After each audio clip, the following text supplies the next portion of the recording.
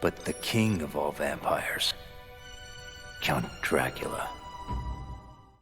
We all know that our heroes from the Marvel Universe had quite a few run-ins with vampires. But what about our DC heroes? Did they also have their fair share of unfortunate encounters with the creatures of the night? Well, turns out they did. So in today's video, we'll be telling you about 15 such diverse bloodthirsty monsters, each with their unique powers and characteristics, and their chilling encounters with our favorite DC heroes. So get cozy and make sure you have your stash of garlic with you, and let's get to it. But before we go into our explanation, we have a very small request. If you like our content, please support us by subscribing to our channel. This is a small click for you, but for us, it means a lot. Thank you. Let's begin.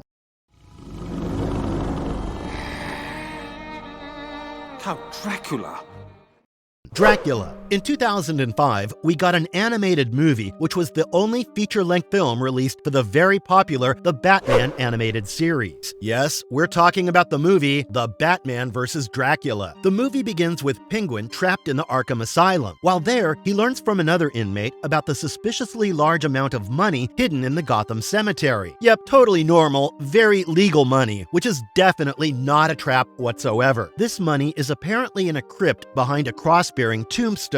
Penguin asked if the inmate had told this to anyone else, and turns out he had told this to Joker as well. Right then, on cue, an alarm was sounded in the asylum. Why? Oh, because our boy Joker had escaped. Amidst that confusion and chaos, Penguin also took his leave. The two villains met outside in the graveyard, clearly after the same money. The villains decide to strike a deal, but it's the Joker we're talking about, so obviously there's nothing honest about it. He shocks Penguin with a joy buzzer and leaves him behind. By the time Penguin manages to get back on his feet, Joker has already been defeated by Batman. Penguin saw that there were many tombstones with crosses on them, but there was one particular crypt that had a suspended coffin in it. Penguin decided to cut that coffin down because why would he not? While doing so, he accidentally hurt himself with the blade on his umbrella. Unbeknownst to Penguin, the drops of his blood that landed on the corpse had already started reanimating it. When Count Dracula finally arose from the coffin, it was too late for Penguin. He could not outrun the undead. He watched as Dracula feasted on a poor night watchman's blood and turned the latter into a vampire. Dracula realized that it would be best to hypnotize Penguin and have him as his servant, which is exactly what he does. Here, we learn that Dracula's castle was stormed by Abraham Van Helsing and his mob. Together, they managed to incapacitate the vampire with a stake through his heart, transferred his body out of Transylvania, and buried it in the place that later became Gotham City. Batman did not know anything about the rising vampire problem in his city, but on one of his nightly patrols, he heard a woman scream. She was being attacked by the Night Watchman, who Count Dracula had turned undead. The Watchman had turned both the woman and the thief who was trying to steal her bag from her into vampires. All three of them attacked Batman together. While our caped crusader fought with them, he was unable to defeat them and was forced to retreat. Batman understandably could not believe what he saw that night. However, his run-ins with vampires would end up becoming quite frequent. When Bruce decided to attend the corporate party he was invited to by Vicky Vale, he came across a new face in the crowd. It was a man named Alucard. We as audiences know that Alucard is Dracula himself, going by a fake name now that he looks much more human than he previously did. Dracula wanted to take over the entire Gotham City and turn everyone there into vampires. Bruce did not know that, and eventually ends up becoming hypnotized by Count Dracula. Right before Dracula could bite him, Alfred came to the rescue of Master Bruce, and Bruce snapped out of the hypnosis. This led to both of them doing intense research on vampires and realizing that vampires are not myths at all. They are very real. Dracula keeps up with his project of turning everyone into vampires. He even offers Batman immortality. However, when Batman rejects the offer to team up, Dracula promises to kill him. Dracula kidnaps Vicky and tries to use her as the vessel for his wife, Carmilla, who was turned into dust due to sunlight. Right when all of this is happening, Batman shows up at the crypt. Turns out, while all of this was happening, Joker was found by a local fisherman. Joker tried to reach out to Penguin for his share of the money, but was turned into a vampire. While Joker is on the rampage as a vampire, Bruce manages to detain him and use him to understand the root cause of the vampirism. Turns out, vampirism was caused by a virus that would infect the cellular structure of the host. Because of this, this, Bruce and Alfred were able to come up with a cure for vampirism using his father, Dr. Thomas Wayne's research in the form of a vaccine. Bruce tested the vaccine on Joker, and it worked. Armed with the vaccine and the garlic bombs, Bruce went to the crypt where Dracula resided. There, he managed to push the vaccine into Dracula, but as he was evil incarnate, the vaccine didn't work. Eventually, Dracula was defeated after he chased Batman into the Batcave, where Bruce activated a machine that harnessed solar energy and could emit solar radiation, basically acting as a mini sun. Finally, with the sun's rays, Dracula disintegrated into dust, leaving nothing but a skull with fangs behind. This Dracula is relentless. He's not as sweet and understanding as the Castlevania version. He's simply ruthless and out for blood, which we love to see.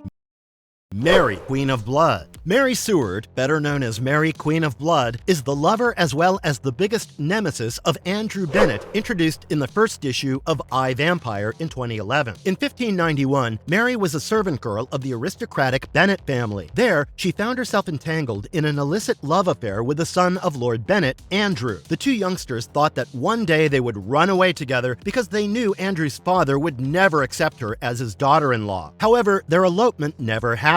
One day, Andrew disappeared with no explanation except that they could never be together. Mary was left heartbroken, and taking advantage of that, Lord Bennett tried to force himself onto her. A year later, Andrew returned after he became a vampire. Mary thought that this was divine justice given to Andrew by the Heavenly Father for breaking her heart. However, when Andrew told her that he was the master of vampires and he wanted her to be his mistress, Mary was more than happy to go along with him. They kissed for a time, and eventually, Andrew turned her into a vampire. Once she got her new powers, the first thing that she wanted to do was to take care of everyone who had wronged her in life. And by take care, I mean she wanted to kill them. Andrew did not want Mary to traverse this treacherous path of evil, but he could not dissuade her. Instead, Mary got up and left him when he repeatedly tried to stop her. Only then did Andrew find out that Mary had killed his father quite brutally for abusing her. Andrew realized that while the vampiric powers unlocked the kindness and compassion he had in his heart for Mary, the feelings that were unlocked for her were hatred and bile. Mary eventually became part of the Immortal Men, a group of heroes from different eras, all working for Clarn R. Mary is a badass, to say the least. She's a girl boss, and she knows it. She does not want Love or Andrew to dissuade her from gaining the power she's after. And honestly, I can support that. She eventually became the leader of the cult of the Blood Red Moon, and took on the name Queen of Blood. She thinks that she's awesome because she's herself, and I love that energy for her. Yes, self-love. Go off, Queen.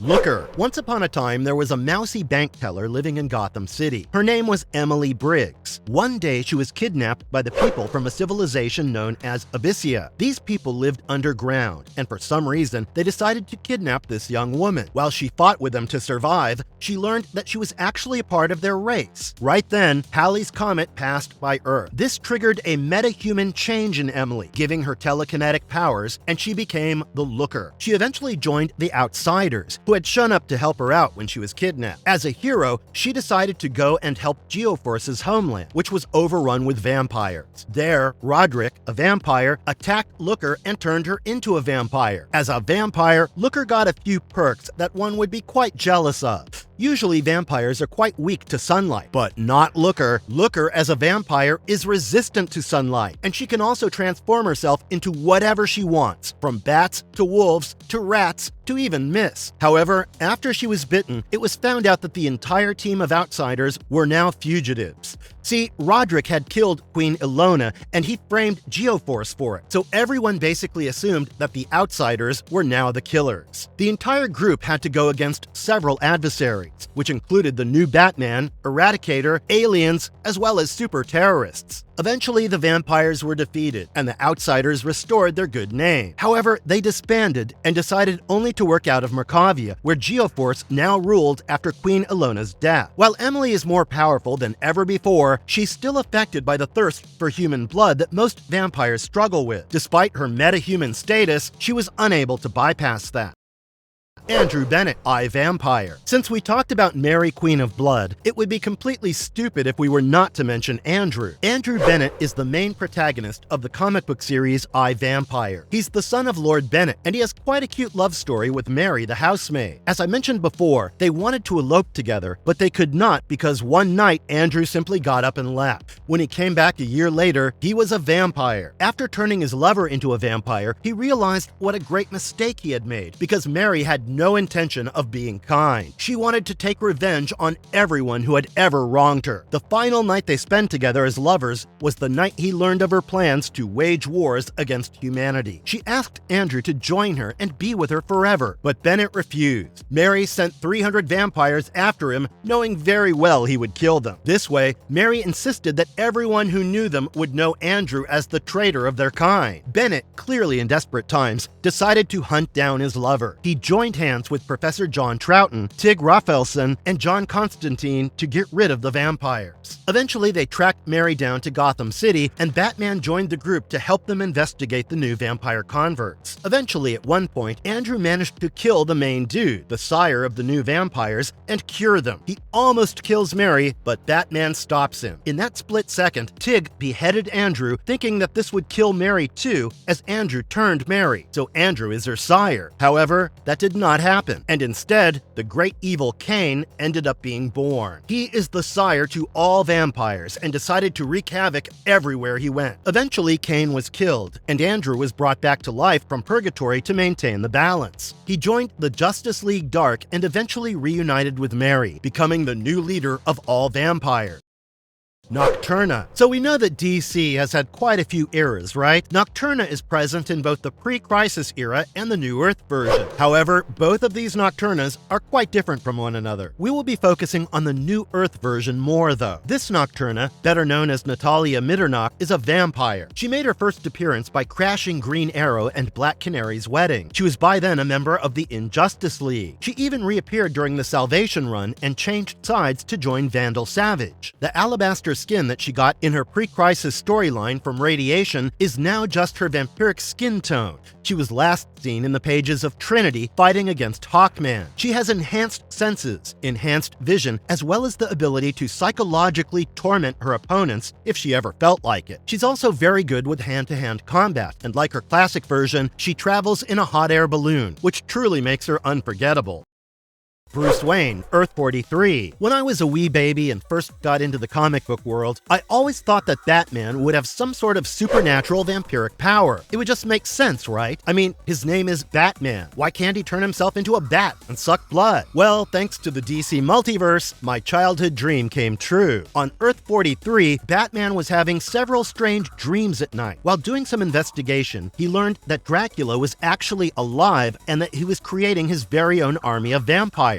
One of the vampires from his army, Tanya, had somehow managed to break free from Dracula's control and had visited Bruce. When Tanya bit Bruce during their visit, she had given Bruce vampire powers instead of draining his blood. That way, Bruce now has every vampire ability and humanity. Given that he was powerful enough to go against Dracula and survive, he and Tanya lured the vampires into the Batcave. Once there, Bruce collapsed the walls of the Batcave, exposing everyone to sunlight and killing them instantly.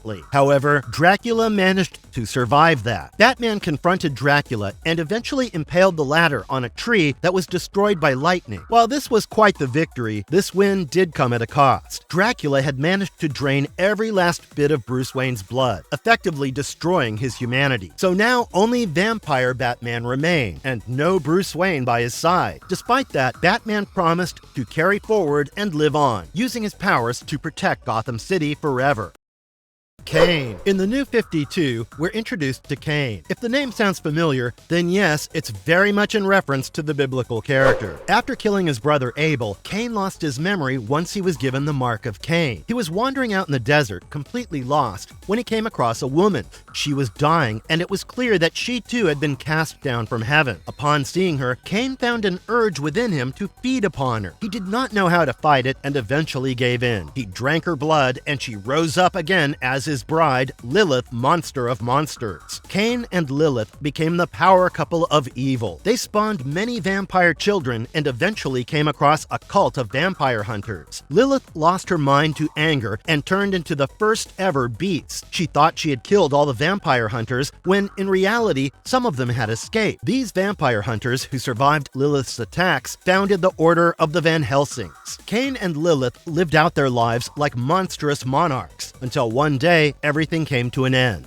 See, the power they had was not a natural power. It was given to them by a demon known as Etrigan. Etrigan showed up one day, planning on taking the power back. Since he could not take the power as a whole, Etrigan instead took the souls of everyone Cain had turned, including Lilith. Etrigan also told Cain that one day, in his murderous rampage, he would end up feeding on a truly innocent soul, and that would doom him to spend the rest of his life trapped in the vacuum of nothingness. Cain remembered this warning and tried his best to keep low. Well, as low as you can when you're trying to turn the Amazons of Themyscira into vampires. Luckily, that plan did not work because he was thwarted by the demon knights. But yes, in the midst of the fight, Cain managed to bite the Shining Knights. Fast forward to the 16th century. One night, Cain stumbled across the broken carriage of a young man. They got to talking, and he told the young man about his life so far, his bride, and his curse. By the time the story ended, the young man realized that Cain was no ordinary human, for he did not bleed when he was stabbed. The young man too had been talking about his love for a young maid, and hearing that, Cain assumed that this was nothing more than lust. So he bit down on the young man and fed on him. This young man was none other than Andrew Bennett, and he truly loved Mary. So this was the innocent soul Etrigan warned Cain about, and Cain ended up trapped in the House of Mystery for the next couple of centuries. He remained there until Tig beheaded Andrew, freeing Cain for good. Cain is the main antagonist in the iVampire series, and rightfully so. He's an extremely strong character to go up against, and he never plans to stop until he has his hands on whatever he goes out to get. He's a very capable magic user, and he can easily siphon the powers of others to fuel himself, which is another thing that makes him super dangerous. Scream Queen. Showcase issue number 11 introduced us to Nina Skorzeny. The Soreni Clan is actually a clan of vampires in the nation of Markovia. However, this clan was wiped out by a group of vampire killers known as the Graveyard Shift. These Graveyard Shift people were big vampire haters, even creating vampire concentration camps to exterminate every vampire from Markovia. Luckily, Nina managed to survive the attack on her family, and she ended up running away to America. Here in America, she was captured by a government agency known as the R Complex. There, she was experimented upon by several people because of her vampire physiology. Eventually, Arnold Burnsteel and Fate managed to stave her, as did Fang, Slither, and Grossout, who were all trapped in this facility. Now, after the Graveyard Shift attack, Nina was already struggling with a lot of distrust towards humans, which got worse after the R Complex incident. But these kids were on the run, and it was important to ensure they were safe. So, Burnsteel decided that the best course of action to take would be for the group to have a cover-up. Together, they formed a band known as the Scare Tactics. Nina became the lead singer of the band. Nina eventually met with Catwoman, and surprisingly enough, these two became quick friends. They even bring the Graveyard Shift people together, and when an elder vampire tries to feast on Catwoman, Nina kills the vampire. While killing her own kind made Nina wonder who she truly was, she realized that her friendship with the human meant more to her, and eventually this brought them closer. Thanks to this friendship, Nina started looking at her Scare Tactics teammates in a different way. She started considering them as her friends, something that she showed no interest in doing previously. She even threw Slither's ashes into Slither's dad's face, who was a big source of negativity in his life. She also took care of Burnsteel when he got drunk to deal with the grief of losing a teammate. While she is a bit of a traditional vampire with quite a bit of trauma, I would say as a character, Nina is definitely a heart-touching one. You can understand why she struggles as much as she does, and you eventually feel quite bad about her predicament and mentality. It's genuinely so comforting to see her grow out of her shell and make friends with Catwoman and her teammates. Bloody Mary. Darkseid, the biggest villain in the DC universe, had his very own army of powerful women ready to destroy anything that stood in their path. Yes, I'm talking about the female Furies. Now, Bloody Mary is one of the junior female Furies. She not only sucks the blood out of her victims, but can also drain their energy, their life force, if you will. Bloody Mary can even fly around using a disc, and whenever she wants, she can project energy from her eyes, which helps her hypnotize and manipulate her enemies. One of her quirks is that she hates being touched by anyone, which is a big move. When a random killer starts murdering new gods, Bloody Mary and her female Furies decide to try and recruit Wonder Woman onto their team. However, that doesn't go as planned, and Bloody Mary was killed by Infinity Man in the issue of Wonder Girl titled Clash of the Titans. However, as she is not Uncle Ben, she soon returns back to Earth, leading her very own cult.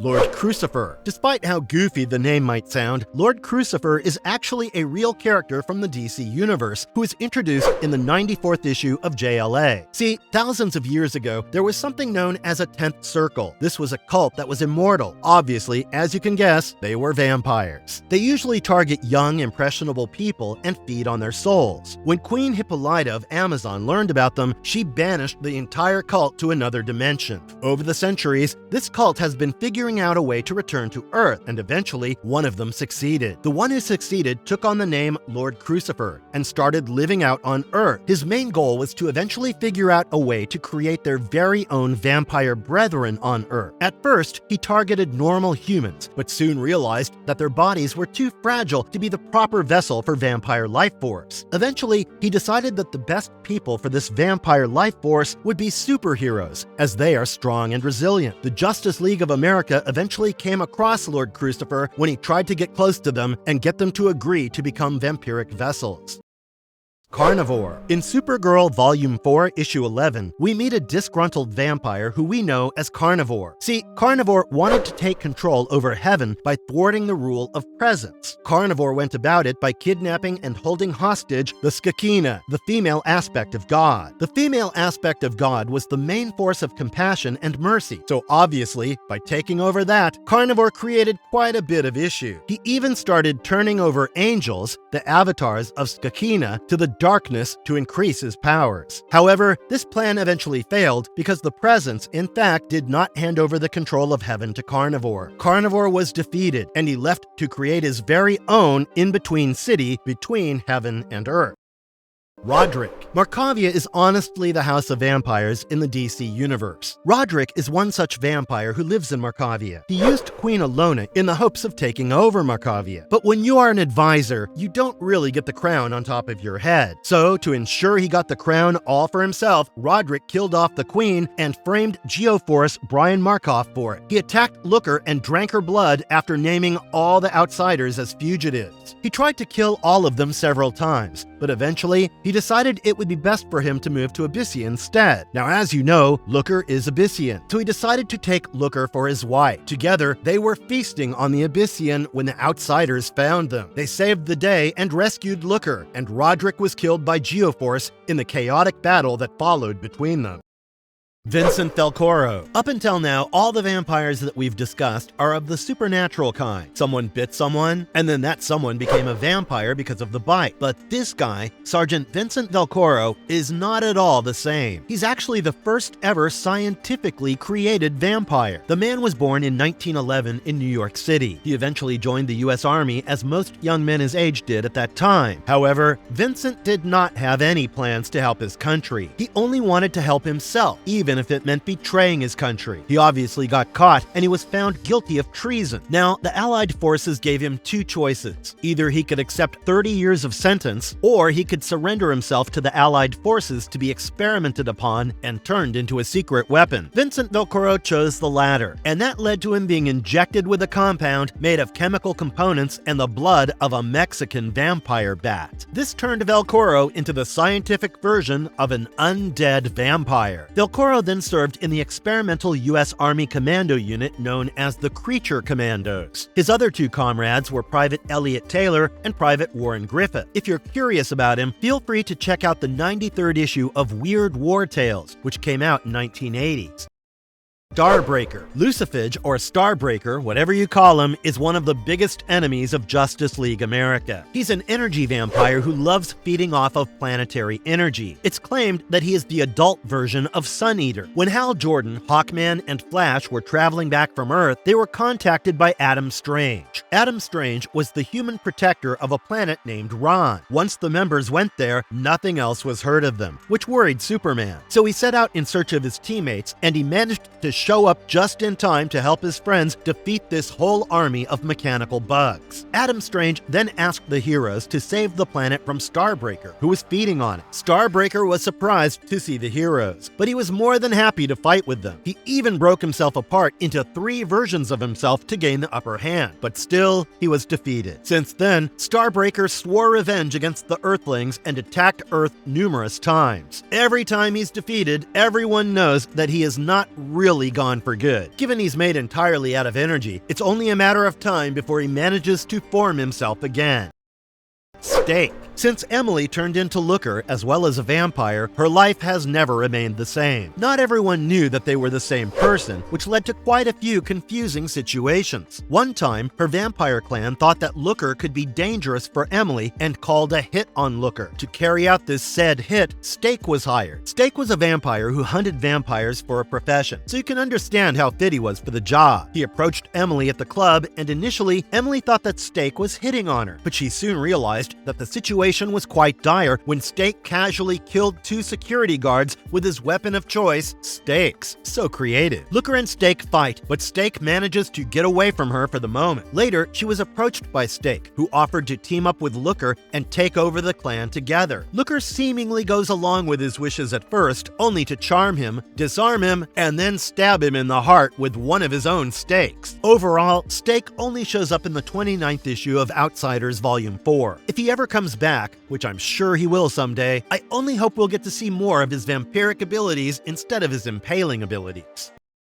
Marvelous verdict. And with that, guys, we come to the end of this video. From Dracula to Vampire Batman to Cain, we got it all. At the same time, each of these vampires has roughly the same powers. It's their backstory and their motivations that make them different from one another. Each of these vampires is dangerous in their own accord, even if they're the good guys in the story. With that, we'll be signing off today. And until next time, take care and don't let the vampires bite. And if you liked our content, don't forget to leave a like and subscribe to us if you haven't already. Have a good one. Be safe. Thanks, everyone.